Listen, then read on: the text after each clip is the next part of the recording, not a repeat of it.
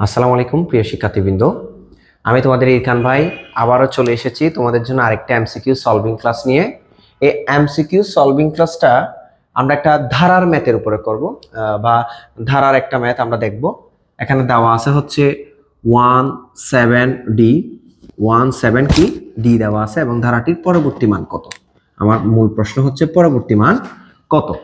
দেখেন, ডি হচ্ছে হেক্সাডেসিমাল, এ ধারার শেষ সংখ্যা হচ্ছে কি হেক্সাতে, এই ধারার শেষ ডিজিট হচ্ছে কোথায় হেক্সাতে।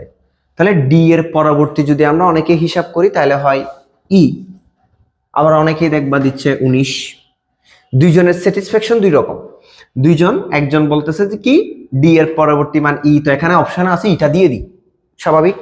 আবার অনেকেই বলবে যে না, একের সাথে 6কে যোগ করলে হয় 7, 7-এর সাথে আমরা যদি 6কে যোগ করি হয় 13, আর 13 মানে হচ্ছে কি ডি। 13 মানে কি ডি।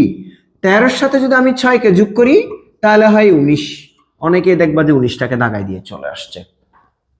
দেখেন, ইও অপশনে আসবে না, 19ও আসবে না, দুইটার মধ্যে কোনোটাই আনসার হবে না। তাহলে স্যার আনসার হবে কোনটা?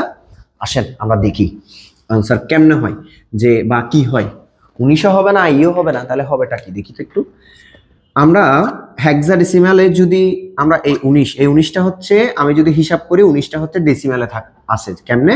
একের পরে যদি আমি 7 যদি 6 যোগ করি তাহলে হয় 7, 7টা এখনো ডেসিমাল। 7-এর পরে যদি আমি 6কে যোগ করি হয় 13, 13-এর পরে যদি আমি 6কে যোগ করি হয় 19। এগুলো এখনো ডেসিমাল সংখ্যায় আছে। কি সংখ্যায় আছে?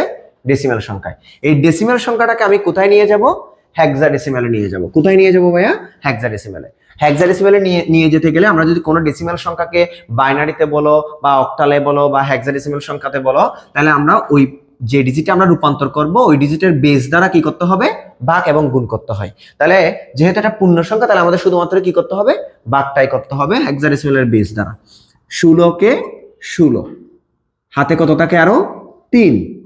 16 এবং 1কে যদি আমি ভাগ করি, ভাগ কি যায়? না গেলে 0, ভাগশেষ কত? একটা বসে যাবে। পূর্ণ সংখ্যার ক্ষেত্রে নিচ থেকে উপরে লিখতে হয়। তাহলে আমাদের আনসার আসতেছে কত? হেক্সাডেসিমালে 13। হেক্সাডেসিমালে কত আসতেছে? 13। তাহলে আমাকে যদি বলা হয় ডি এর পরবর্তী মানকে, আমি কি ই বলবো, আমি কি 19 বলবো, নাকি 13 বলবো? আমরা কি বলবো? 13 বা 13। কি বলবো? 13।